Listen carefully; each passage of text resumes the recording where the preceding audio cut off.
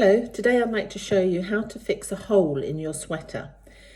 It's something that can be so irritating, especially if it's your favourite sweater, if you've suddenly snagged it on a watch, or there's a drop stitch that hasn't been picked up when it's been knitted, or you've had moths that have suddenly attacked it and it's heartbreaking. So what I want to do is show you how you can easily fix just one drop stitch.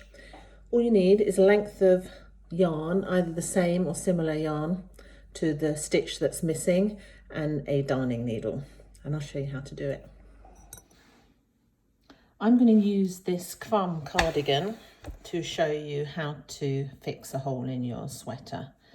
Of course, when I decided to do this video today, I couldn't find a sweater with a hole in it, so I've had to cut the thread here and make a hole.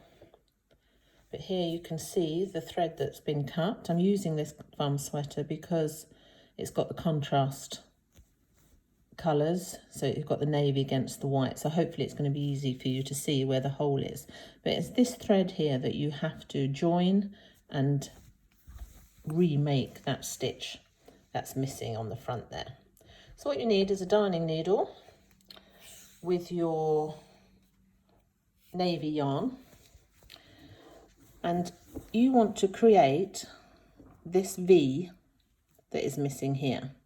Now to do that, you need to, from the back, you need to come into that stitch.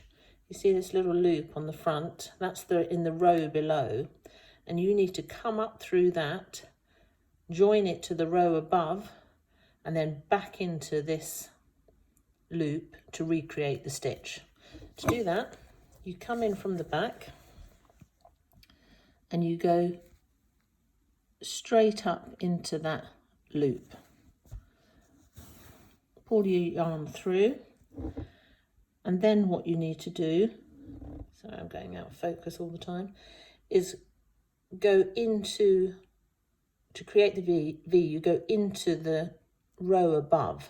So you can see these two stitches here aren't joined together.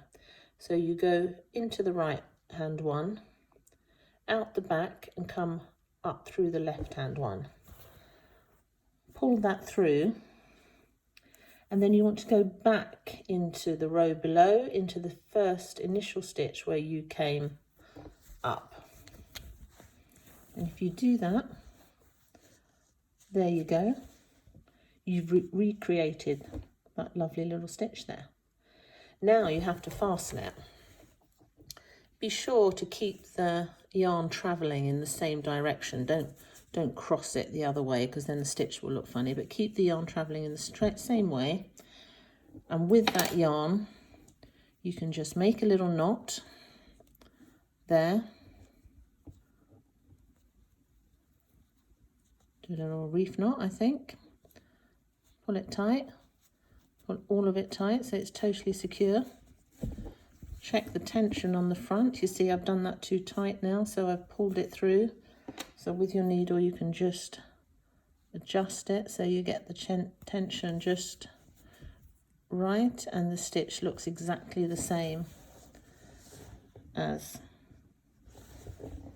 all the other stitches. If you don't want to tie a knot, what you can do is go back into the back, and you can, if you don't feel that that's enough to tie a knot and you don't want to tie a knot, then you can just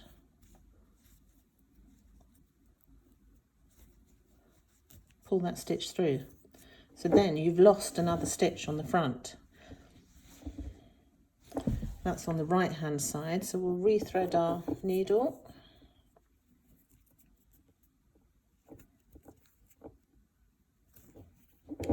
And then with the same technique, you're now working from left to right. You see that little loop there? You can't see it. Let me just fix that. Not easy doing all of this on your own. I'm no cameraman. And then you go up through that little hole. Again, of course I'm right-handed, so this is going the wrong way for me. Through the two loops on the top, and then back through. There you go. And then you've got enough yarn on the back here, and you can just very, very carefully, making sure you don't go through to the front of the fabric, you can just weave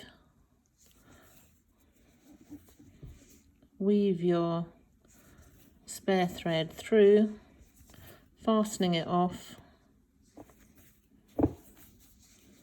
so then you don't have a knot.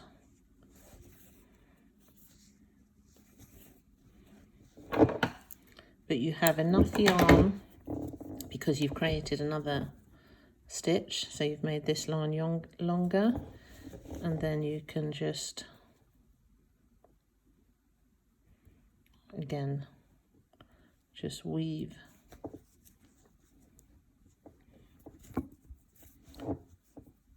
that yarn through. A little bit short, so, and then thread it.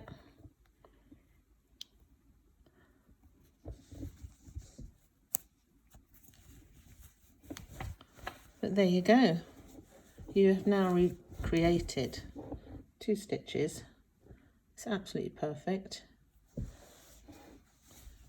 You can just cut off the thread on the back.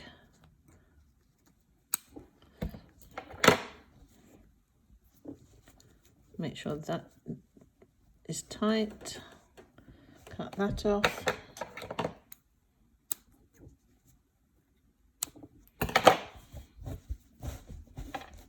There you go. Perfect. Thank you. Good luck.